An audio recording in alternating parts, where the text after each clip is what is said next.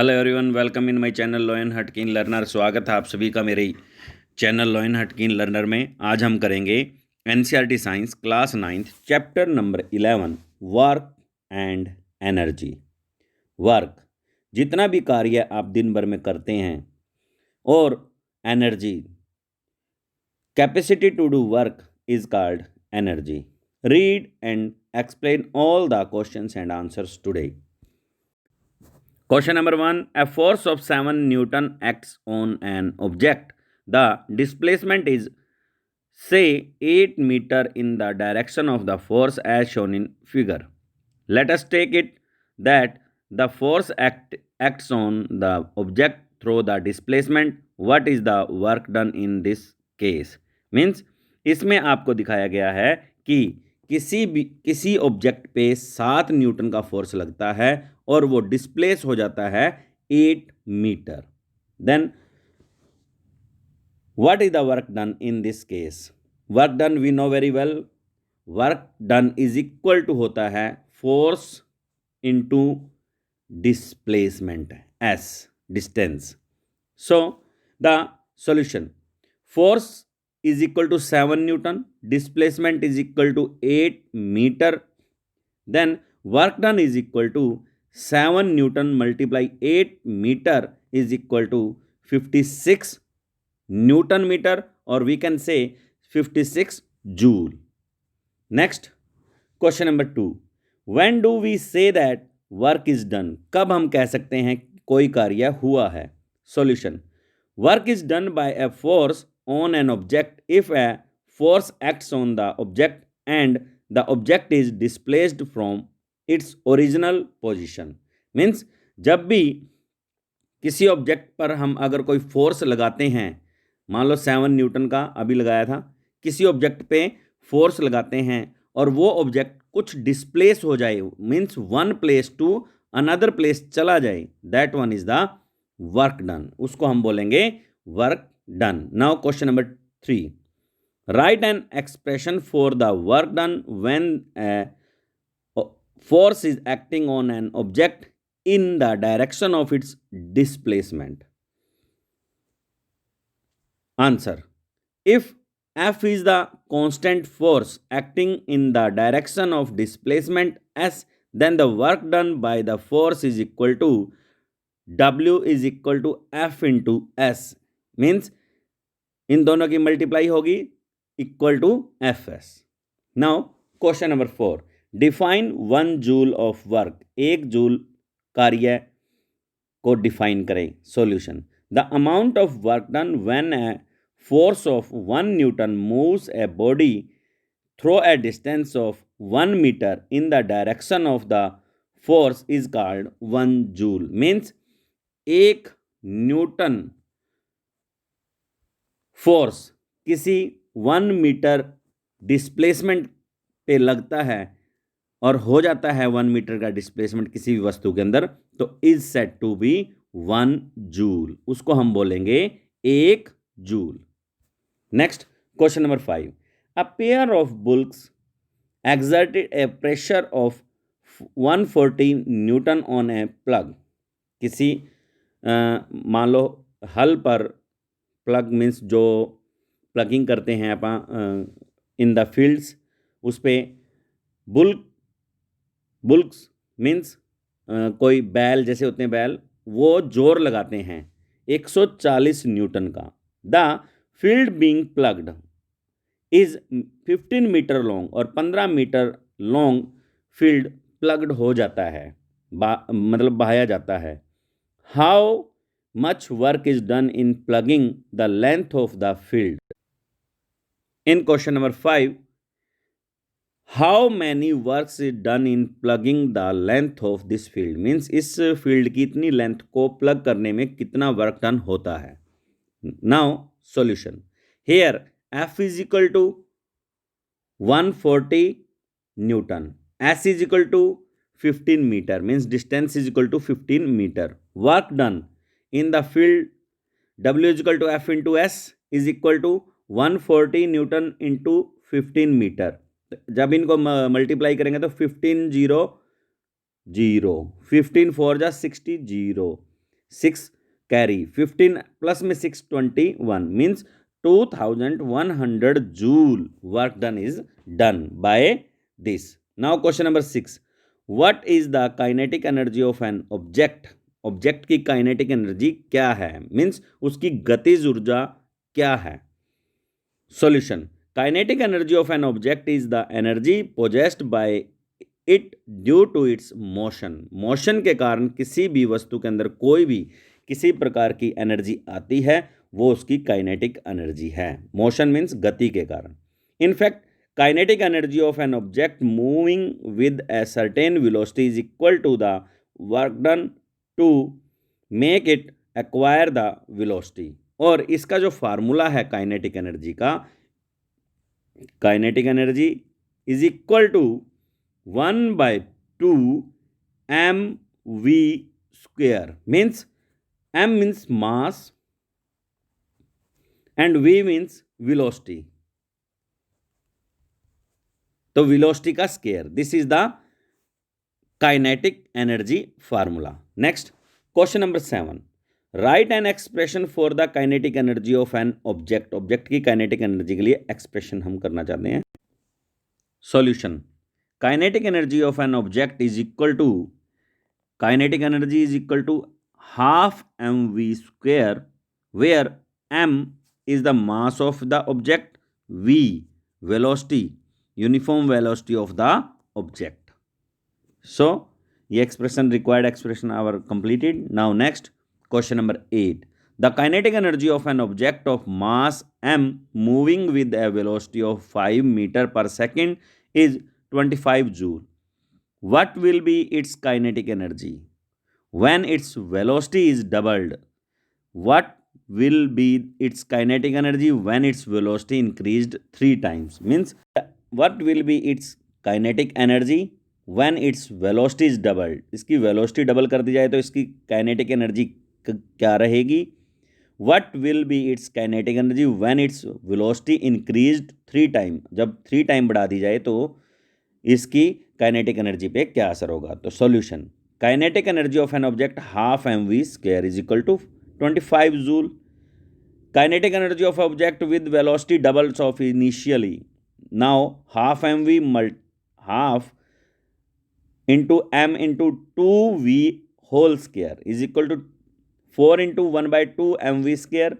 2 से 4 को cut out करेंगे तो यहाँ पर हमारे पास आएगा 4 into 25 joule equal to 100 joule हो जाएगी यहाँ पर काइनेटिक एनर्जी. मीन्स इसको कट आउट करने के बजाय हाफ mv स्क्वायर की वैल्यू 25 जूल हमने रख दिया as it is.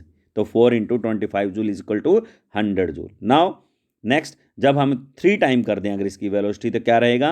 Half mv into 3v whole square is equal to 9 into half mv square.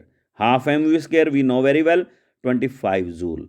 So 9 into 25 joule is equal to 225 joule total changes in the kinetic energy when velocity increased by 3 times. Now question number 9. What is power? Power क्या है? Solution. The rate of doing work is called power. Power कार्य करने की जो दर है उसे हम power बोलते हैं. Thus power is equal to total work done by time taken, T. So P is equal to W upon T. Next question number 10. Define 1 watt of power.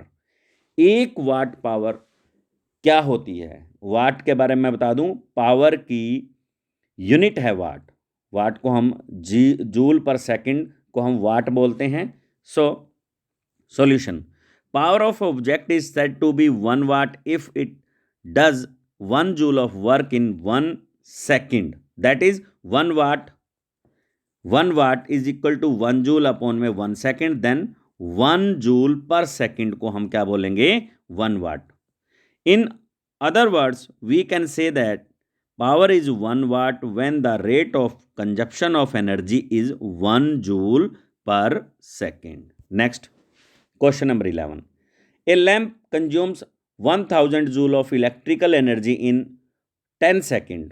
What is its power? इसकी power क्या रहेगी अगर कोई 1000 joule electrical energy को consume करता है lamp 10 second में।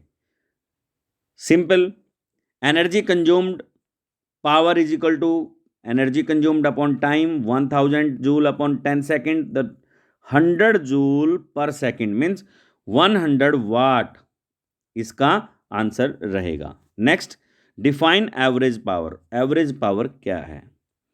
Solution, average power is equal to total energy consumed upon total time taken. घर में छोटे छोटे इक्विपमेंट होते हैं, उन सब की अलग अलग एनर्जी कंजप्शन है, अलग अलग टाइम लेते हैं, वो अलग अलग टाइम चलते हैं। जब हम उनकी टोटल एनर्जी कंजप्शन को टोटल टाइम टेकन से डिवाइड करते हैं तो एवरेज पावर आती है हमारे पास।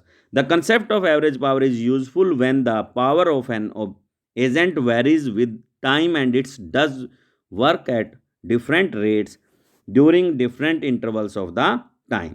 So next, NCERT exercise questions answers. Now question number 1, look at the activity listed below, reason out whether or not work is done in the light of your understanding of the term work. हमें बताना है कि इनमें workout होता है नहीं होता है एक्टिविटीज में। First, Suma is swimming in a pool. A donkey is carrying a load on its back. A windmill is lifting water from a well. A green plant is carrying out photosynthesis. An engine is pulling a train.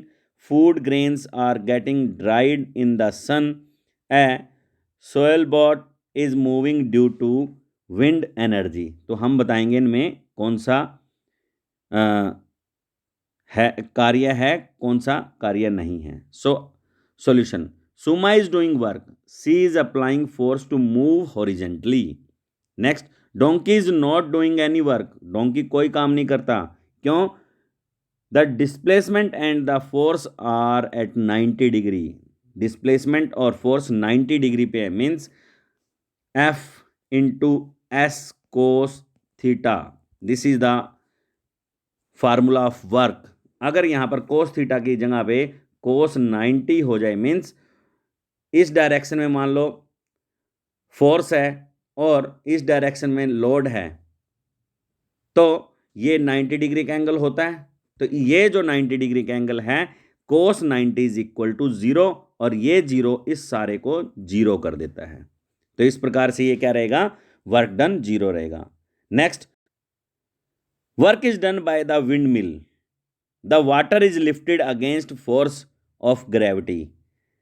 यहां पर work done होता है क्योंकि water lift किया जाता है against the force of gravity. Next, no work is done by green plants during photosynthesis, photosynthesis में कोई भी किसी प्रकार का कार्य नहीं होता है। Next, the engine applies a pulling force on the train and the train moves in the direction of this force, this engine is doing work, ये इंजन कार्य करता है। Next, during drying of food grains in the sun no work is done, कोई कार्य नहीं है ये भी। Next, work is done by the wind, wind के द्वारा जो कार्य होता है, the sail boats move in the direction of the force exerted by wind, that is why work is done. Next question number 2, an object thrown at a certain angle to the ground moves in a curved path and falls back to the ground. The initial and the final points of the path of the object lies on the same horizontal line. What is the work done by the force of gravity on the object? क्या कार्य होगा उसके दौरान जब कोई एक चीज़ एक place से A से B पॉइंट पे फेंकी जाती है किसी थीटा एंगल पे।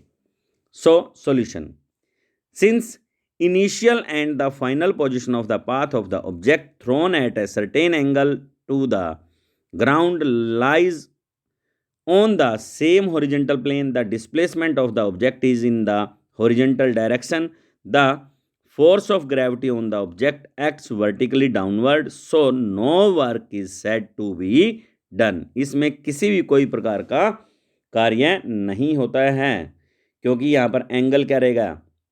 अप्रोक्स। जब भी हम एंगल निकालेंगे फोर्स ऑफ ग्रेविटी और अपने फोर्स के अकॉर्डिंग, तो यहाँ पर 90 डिग्री का एंगल आएगा, जिसके कारण क्या है, यहाँ पर हर बार क्या रहेगा, इसमें हर बार एंगल 90 और कोस थीटा 90 जीरो होता है तो जीरो रहेगा। Next question number 3, a battery lights a bulb, describe the energy changes involve in the process. इस प्रोसेस में एनर्जी चेंजेस के बारे में बताएं। Solution, a battery converts chemical energy into electrical energy. Chemical energy को electrical energy में बदल देती है।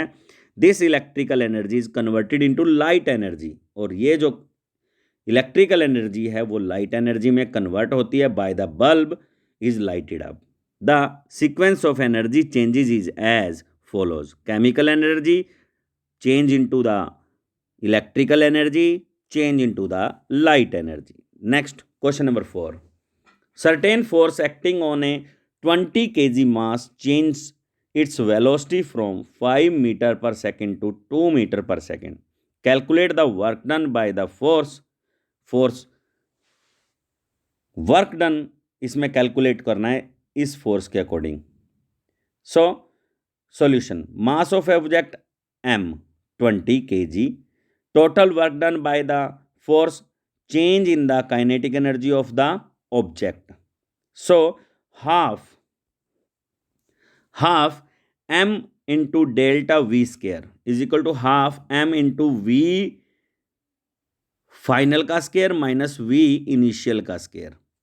सो नेक्स्ट रहेगा इसमें half into 20 kg into metre 2 metre per second का square minus 5 metre per second का स्केयर। माइनस करेंगे तो इस प्रकार से, और इसका हम कर देंगे स्केयर करके जो भी हमारे पास आता है that one is 10 into minus 21 metre per second per square. So answer is minus 210 kilogram metre square per second square is equal to 1 minus 210 joule. Means negative में यहां पर कार्य रहेगा।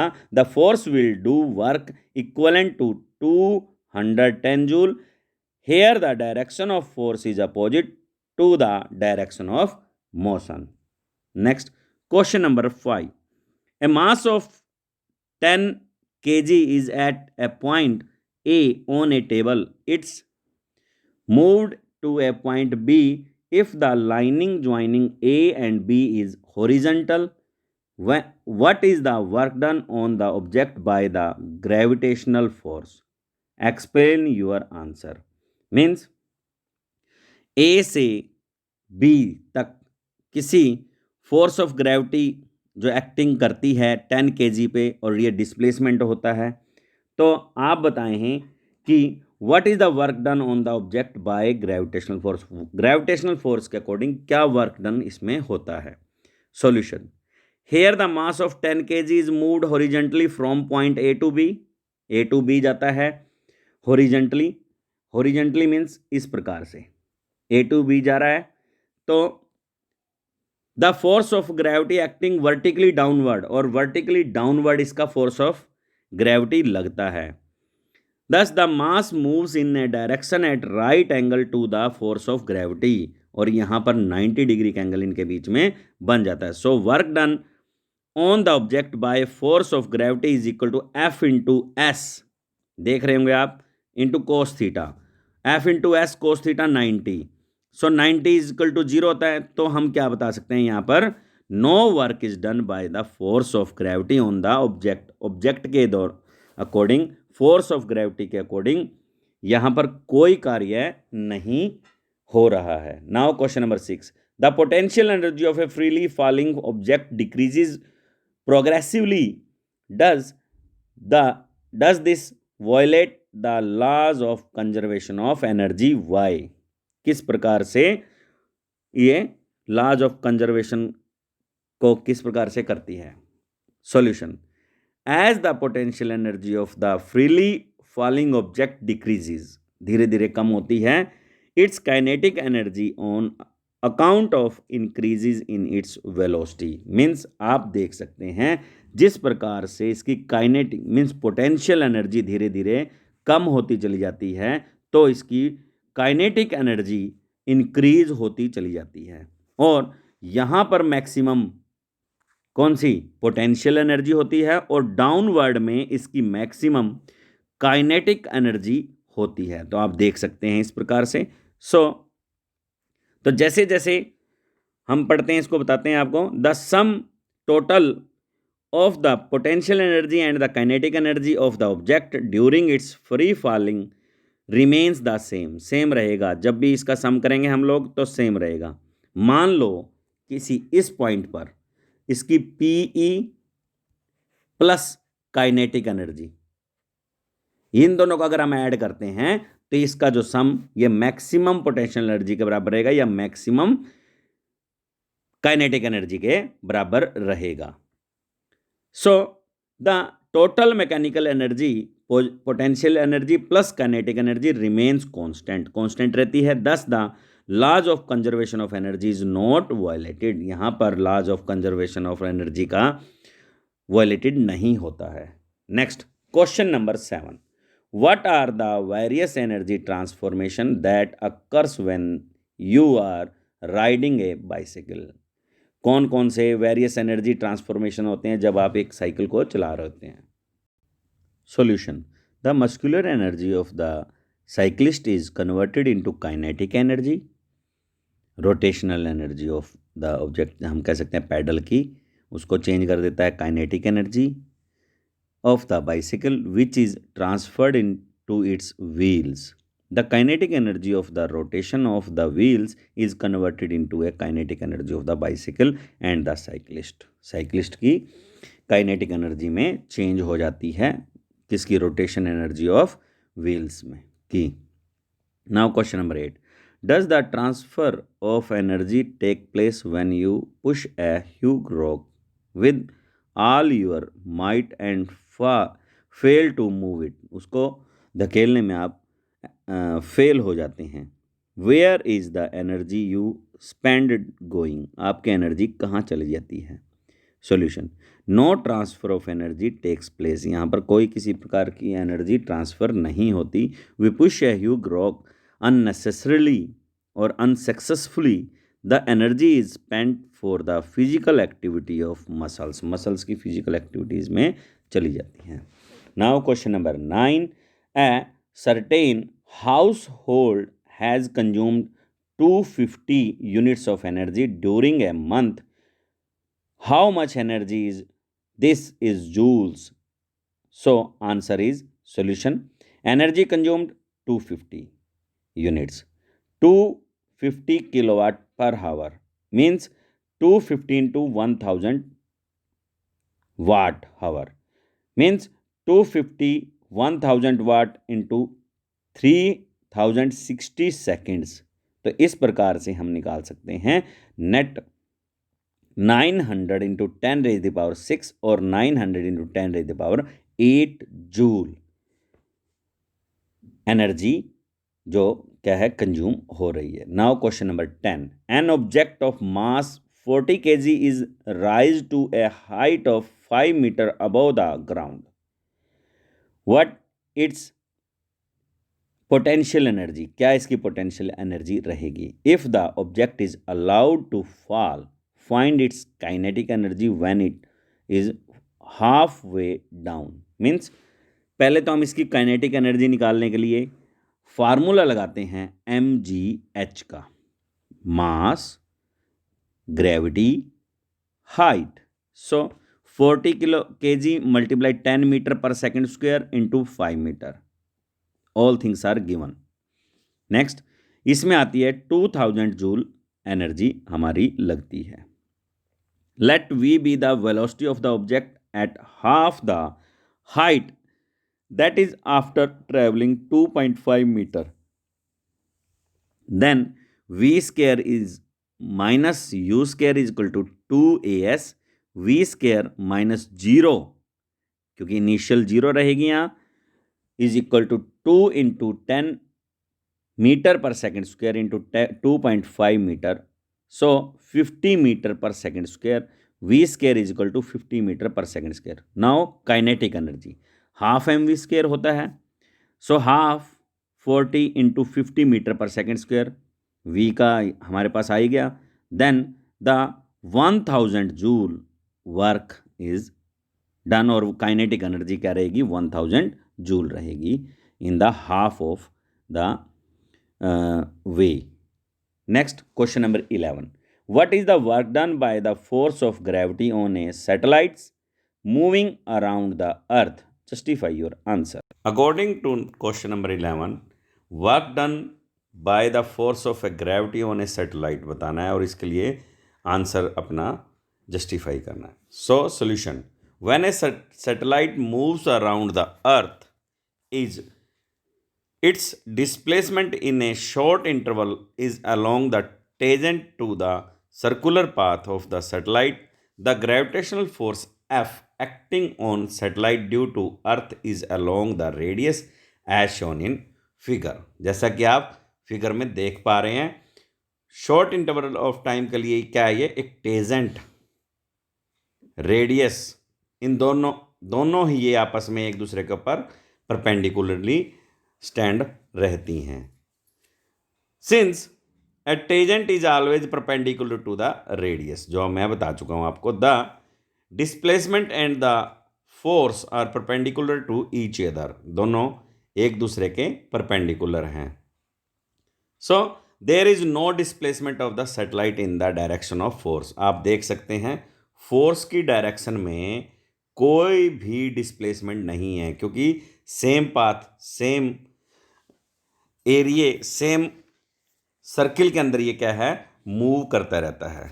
सो S is equal to 0 means displacement 0, दूरी 0.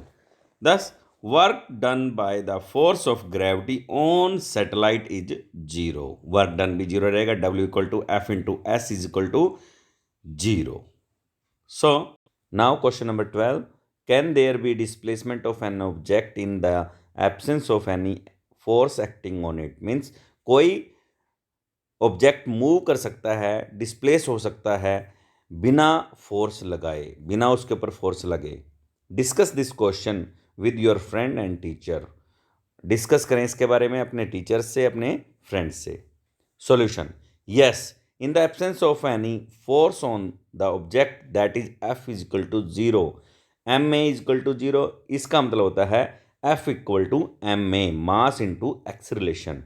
Since mass कभी भी 0 नहीं हो सकता, लेकिन एक्सेलरेशन 0 हो सकता है. In such a case the object is either at rest or in the state of uniform motion in a straight line. इसका मतलब होता है या तो वो ऑब्जेक्ट रेस्ट में है, एक ही प्लेस पे, या फिर वो ऑब्जेक्ट किसी स्पीड से पहले ही चलता जा रहा है. मान लो 100 की स्पीड पे है, तो 100 की स्पीड पे लगातार ही बना हुआ है, उसकी स्पीड ना ज़्यादा होती ना कम होती. तो it means ma is equal to 0. अगर स्पीड बढ़ेगी नहीं, घटेगी नहीं, इसका मतलब a is equal to 0. That is why ma is equal to 0 means force यहाँ पर 0 हो जाता है. So in the latter case there is a displacement of the object without force. So हम कह सकते हैं कि डिस्प्लेसमेंट हो सकता है बिना किसी फोर्स के भी. Now question number 13.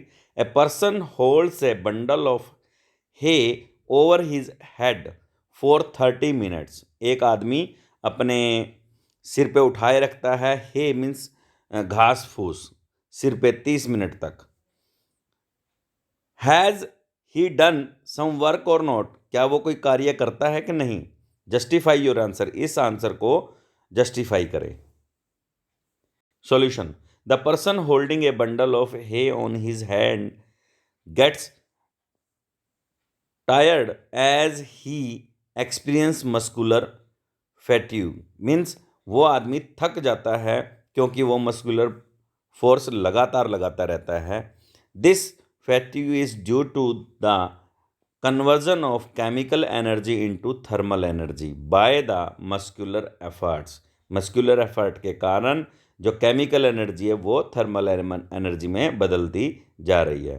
The person has do no works means वो आदमी किसी प्रकार का कोई कार्य नहीं कर रहा है. As his efforts causes no displacement. क्योंकि उसका कोई भी डिस्प्लेसमेंट नहीं होता, वो एक ही प्लेस पे खड़ा है। Of the bundles over his head, that is S is equal to zero. S is equal to zero रहेगा तो W equal to F into S होता है, जिससे क्या है, एफ जितना भी हो लेकिन एस जीरो है तो मल्टीप्लाई होके सब जीरो हो जाएगा।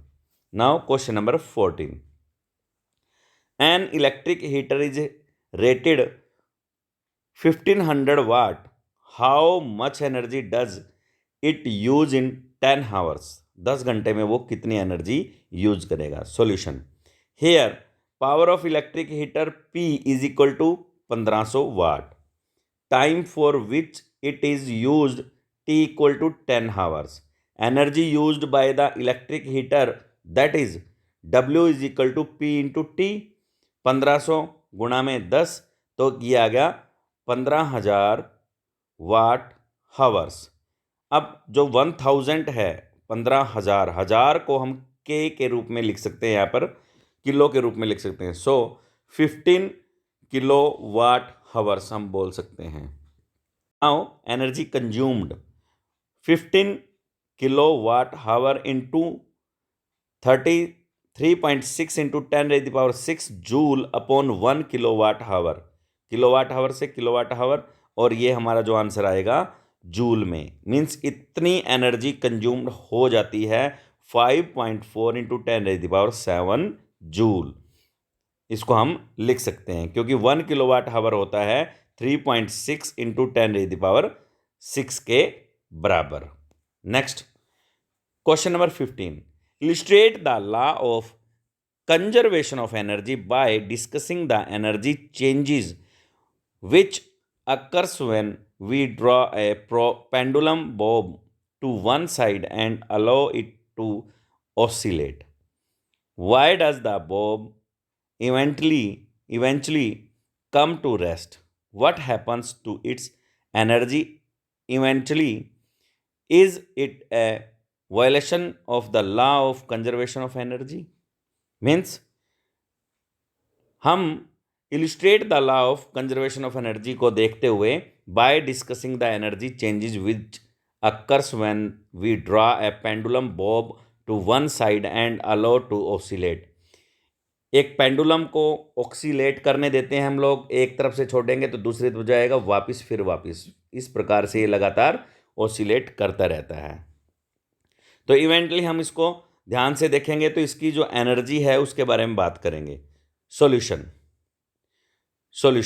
ए small metallic ball called bob, इसको हम बॉब बोलते हैं, जो स्मॉल मेटेलिक बॉल होती है, सस्पेंडेड बाय ए लाइट स्ट्रिंग थ्रेड के द्वारा ये क्या है,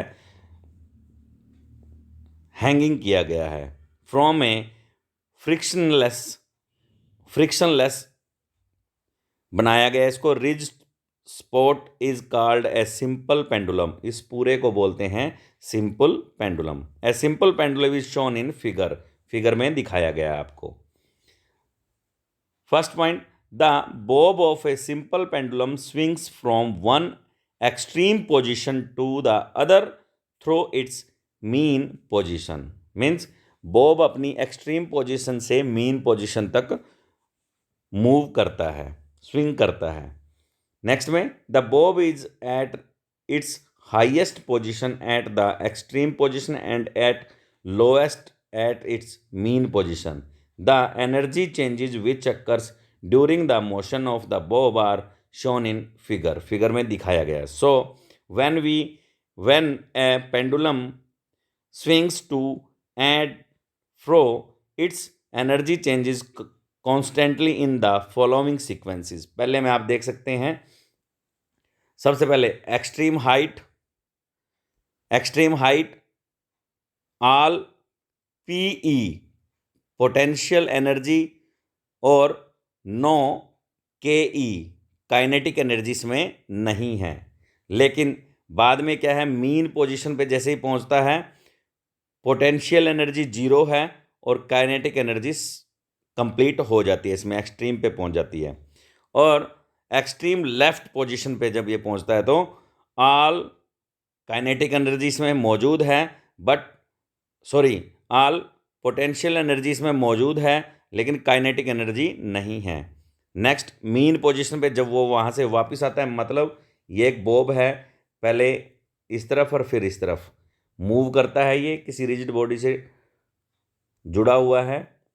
तो जैसे ये ऑक्सीलेट करता है उसके बाद इसकी एनर्जी वेरिएशन के बारे में मैं आपको बता रहा हूँ। नेक्स्ट आता है mean position, no potential energy, and potential energy नहीं रहती जब ये मीन पोजीशन पे आता है। This is the mean position.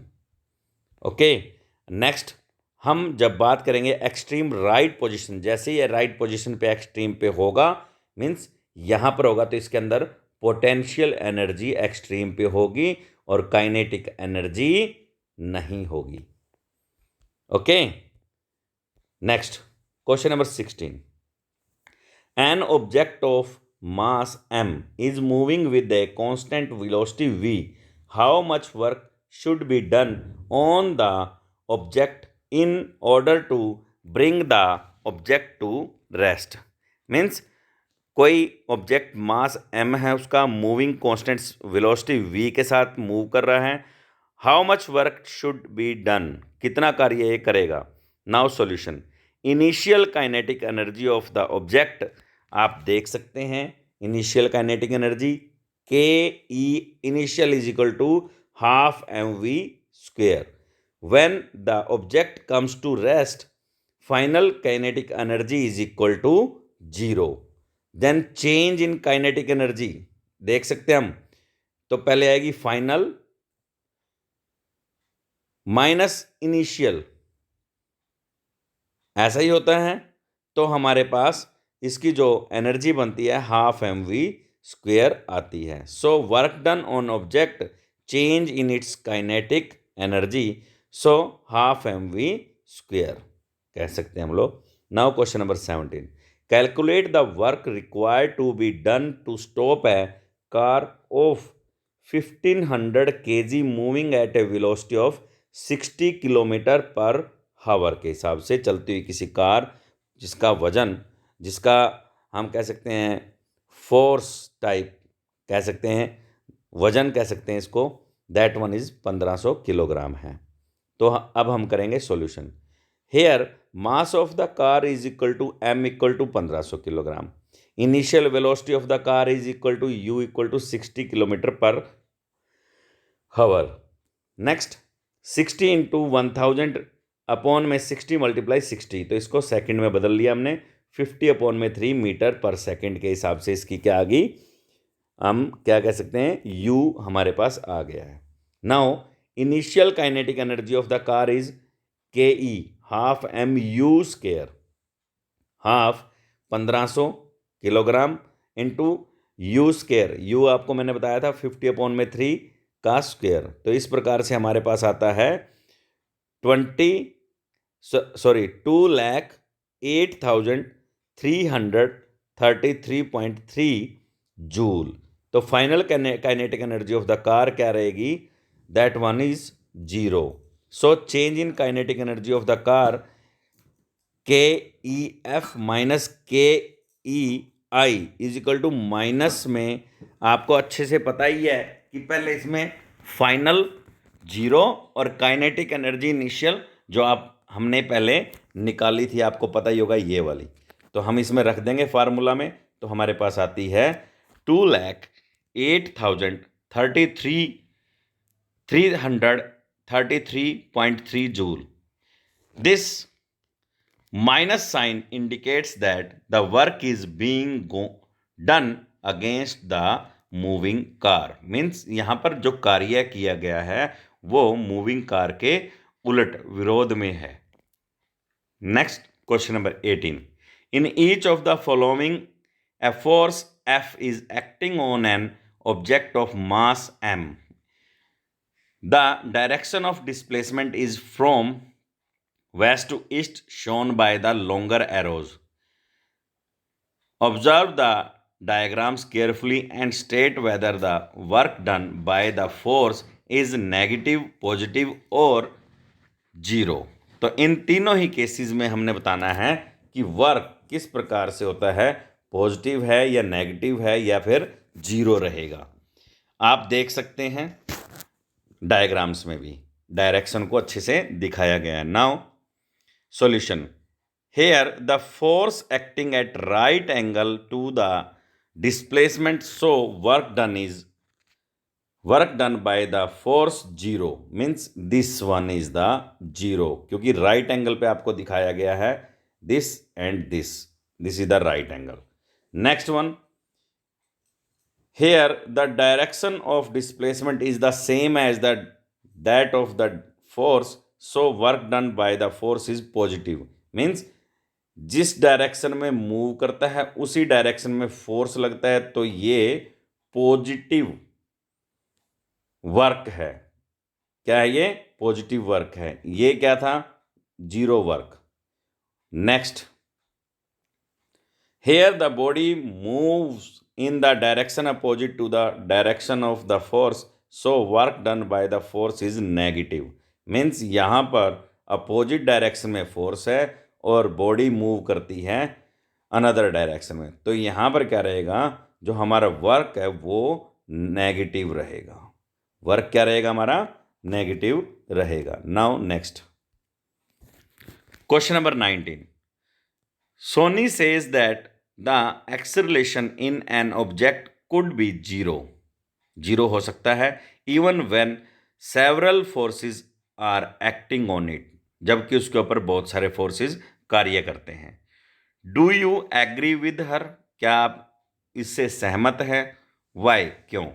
Solution, the acceleration of an object can be zero even if several forces are acting on it provided the resultant force F is zero। अगर zero resultant force zero रहेगा तो वहां पर work done zero रहेगा। As F equal to zero, M equal to zero and accordingly A is equal to zero. So as M does not equal to zero, M कभी भी zero नहीं हो सकता, लेकिन एक्सेलरेशन जीरो हो सकता है। That is why work done is zero. Next, question number 20. Find the energy in kilowatt hour consumed in 10 hours by 4 devices of power 500 watt each. Means 4 हमारे पास डिवाइसेज है जिनकी 500 वाट पावर लगती है और वो 10 आवर के लिए कार्य करते हैं। Solution, power of each device 500, number of devices 4, duration of use 10 hours, total energy consumed 4 into 500, यानी कि टोटल में तो चारों की आएगी, मल्टीप्लाई में 10, तो हमारे पास आता है 20,000 वाट हावर। मीन्स 20 जो 1000 का तो किलो बन जाता है, 20 किलो वाट पर हावर एनर्जी कंजप्शन आएगी। Next question number 21, A freely falling object eventually stops on reaching the ground। एक freely fall मीन्स आज़ादी से गिरने वाला कोई भी ऑब्जेक्ट है वो ग्राउंड पे जाके रुक जाता है। What happens to its kinetic energy? इसकी काइनेटिक एनर्जी के बारे में बताएं। Solution, When a freely falling body eventually stops on reaching the ground, its kinetic energy appears in the form of, इन फॉर्म्स में इसकी काइनेटिक एनर्जी हमें दिखती है। First, heat the body and the ground becomes warmer due to collision. Means जो energy kinetic energy थी free falling वाले की, वो जो एनर्जी है काइनेटिक एनर्जी हीट में बदल जाती है या फिर उसकी बॉडी ग्राउंड से टकराती है तो थोड़ा सा गर्माहट हमें महसूस होती है उस जगह पे। Next, sound produce due to collision, और कोलिजन के कारण साउंड भी प्रोड्यूस होती है जब वो ग्राउंड से टकराती है चीज। Next, potential energy of configuration of the body and the ground, the body में be deformed and the ground में be depressed at the place of collision. Collision के स्थान पे ग्राउंड भी नीचे की तरफ धस सकता है और बॉडी भी क्या हो सकती है? डिफॉर्म हो सकती है। Next, this process in which the kinetic energy of free falling body is lost in an unproductive chain of energy changes is called dissipation of energy। Means यहाँ पर काइनेटिक एनर्जी इस प्रकार से रूपांतरित हो जाती है कि उसका कुछ भी रिजल्ट नहीं निकलता है और उसकी एनर्जी वेस्ट हो जाती है और हमें महसूस तो होती है जो भी है। Thanks for watching video. I hope सभी को अच्छे से वर्क, एनर्जी एंड पावर के बारे में समझ में आया होगा।